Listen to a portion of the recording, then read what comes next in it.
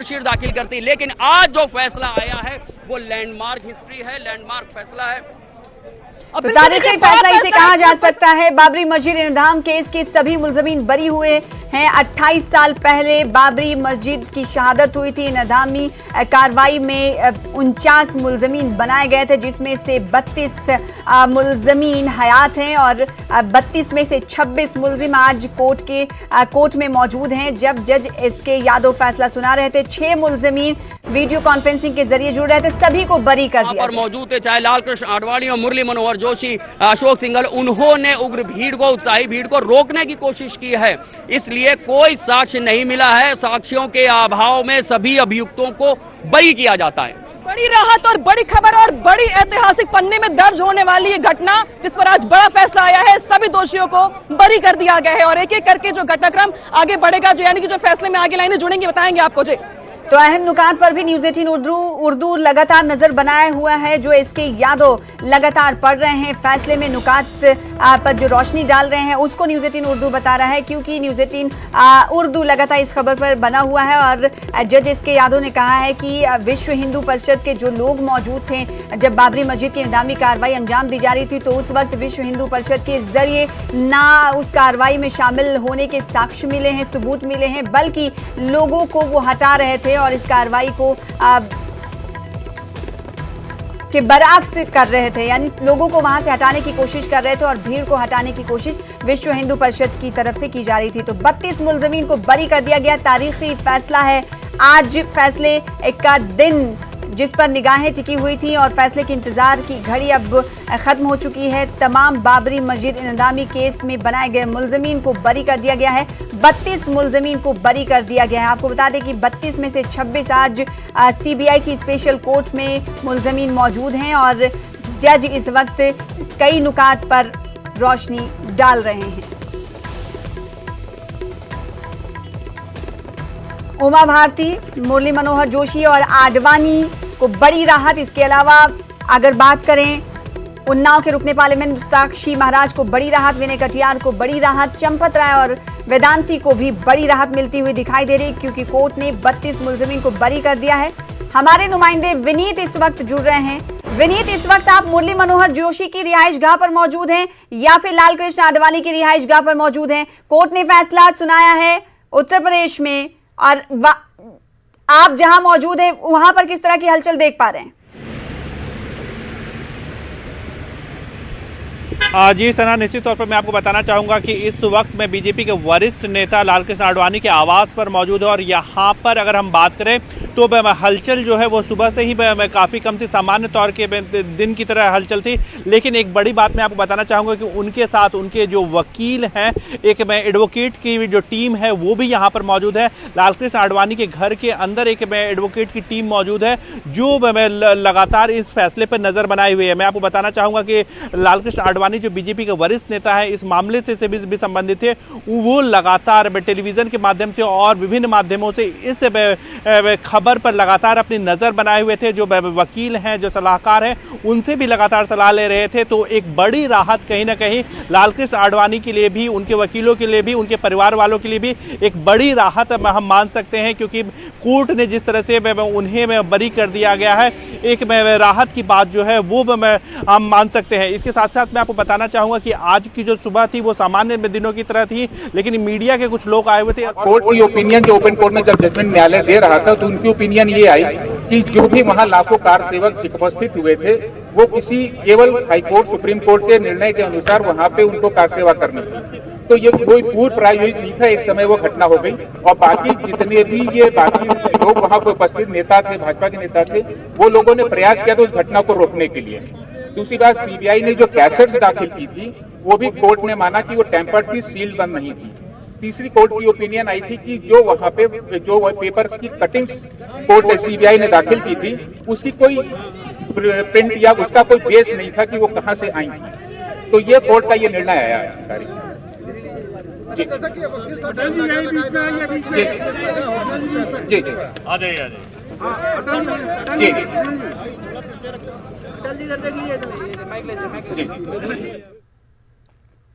देखिए, जनता के लिए तो हमारा जो है यही मैसेज है कि देश में इंसान अगर पैदा किया गया है तो अच्छी बात करें, अच्छा काम करें, क्योंकि जो है ये अयोध्या है, धर्म की नगरी है। हम धर्म की नगरी से संदेश देना चाहते हैं कि अगर जैसे हम हिंदू मुसलमान यहाँ हमेशा एक साथ में रहते हैं, मिलकर रहते हैं, क्योंकि हिंदू मुस्लिम के सारे देवी देवता यहाँ विराजमान है।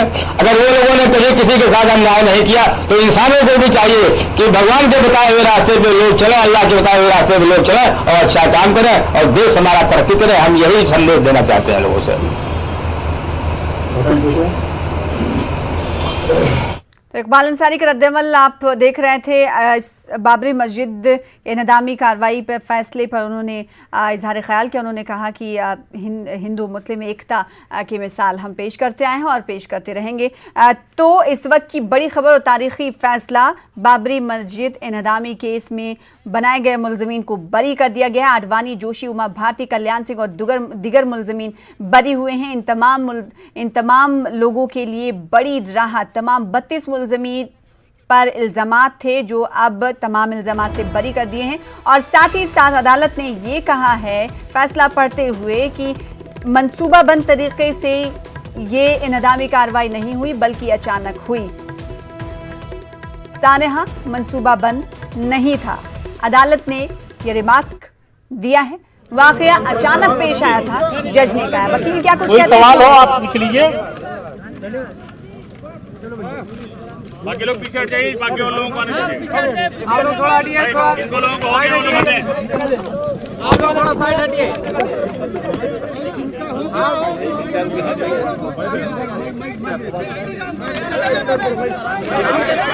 लालकृष्ण आडवाणी, मुरली मनोहर जोशी, उमा भारती, विनय कटियार, साक्षी महाराज कोई सवाल हो आप बता दें समेत 32 मुलजमीन को बड़ी राहत मिली है।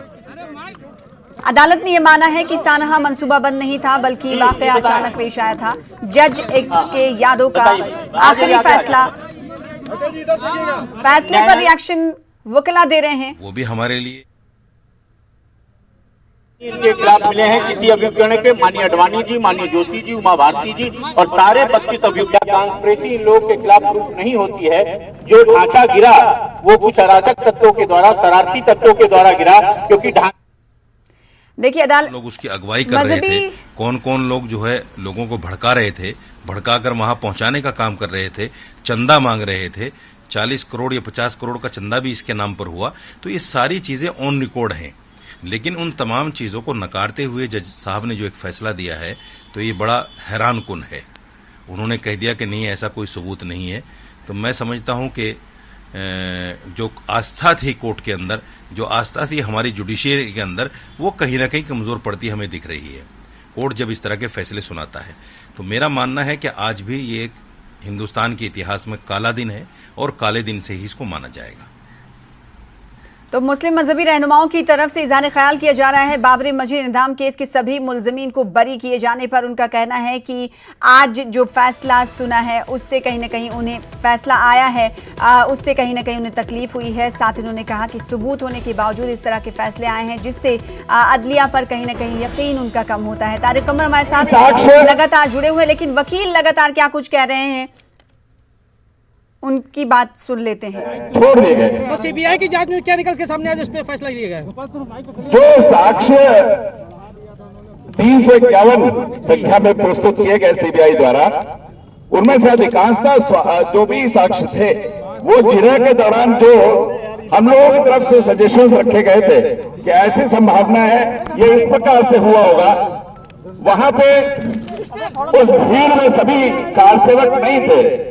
पूरी भीड़ को कार सेवक कहना यह श्रद्धालुओं के लिए ठीक नहीं है। वहां अधिकांश मात्रा में श्रद्धालु भी थे और कुछ ऐसे तत्व भी आ गए थे जो असामाजिक थे और वो इन आरोपियों के किसी भी प्रकार से उनके बीच में कोई अलायंस था, ऐसी कोई साक्ष्य नहीं मिली।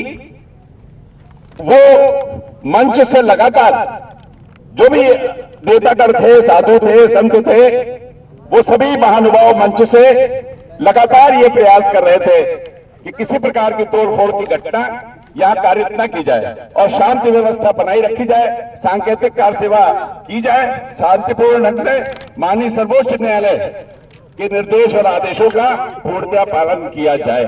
इस प्रकार का न्यायालय ने उद्घाटित किया और यह सही पाया कि किसी भी तरह से किसी भी आरोपित व्यक्ति ने किसी व्यक्ति को नहीं उकसाया था। विवादित ढांचे को गिराने का कोई भी प्रयास आरोपित व्यक्तियों द्वारा नहीं किया गया। ये पूर्ण रूप से आरोप गलत पाए गए और सभी आरोपित को दोष मुक्त किया गया। तो वकीलों के जरिए साजिश के विषय में यह स्पष्ट कर दिया है न्यायालय ने कि रामलला की मूर्तियां वही रखी हुई थी तीसरे गुंबद के नीचे गर्भगृह में, और यदि कोई इस प्रकार का षड्यंत्र आरोपित व्यक्तियों द्वारा लगाया गया होता तो निश्चित रूप से रामलला की उन मूर्तियों को पूर्व में ही हटा लिया गया होता।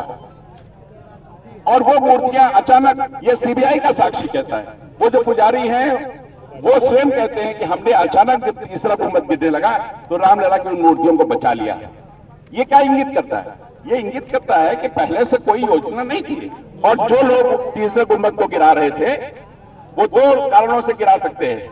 या तो उनको रामलला पे कोई आस्था नहीं थी, और या उनको अनुमान नहीं था कि ये तीसरे गुंबद के नीचे, गर्भगृह के नीचे रामलला की मूर्तियां विराजमान है।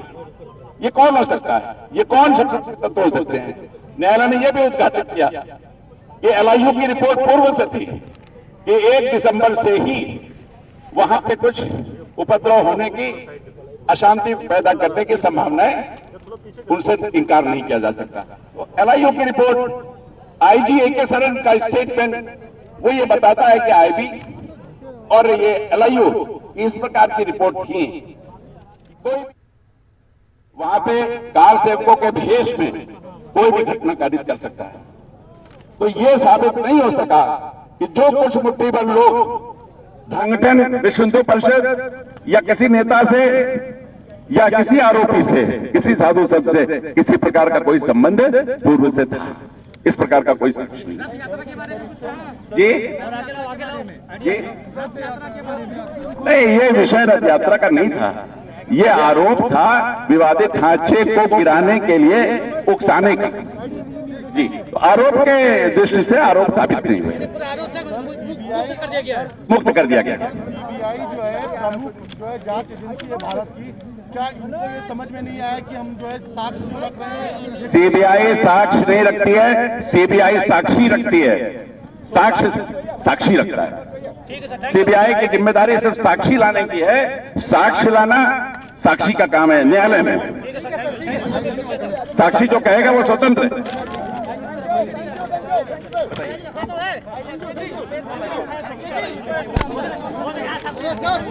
तारिक कमर, आप लगातार जुड़े हुए हैं हमारे दरमियान। इस बीच आपने वकीला की उन तमाम बयानों को भी सुना होगा जो अब से कुछ देर पहले वकील कह रहे थे कि जो नुकात हैं, अहम नुकात क्या कुछ रहे।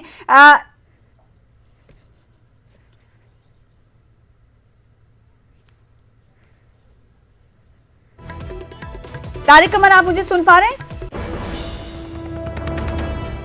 अदालत ने ये माना है तारिक कमर की वाकया मंसूबाबंद नहीं था, अचानक ये वाकया पेश आया, कार्रवाई, इंतजामी कार्रवाई अचानक पेश आई। लेकिन एलआईयू की रिपोर्ट क्या जिससे पर रोशनी डाल रहे थे, तफसील बता रहे थे वकील, उन्होंने कहा कि 1 दिसंबर से ही हलचल की खबरें थी। फिर तो कॉन्ट्रडिक्शन दिख रहा है।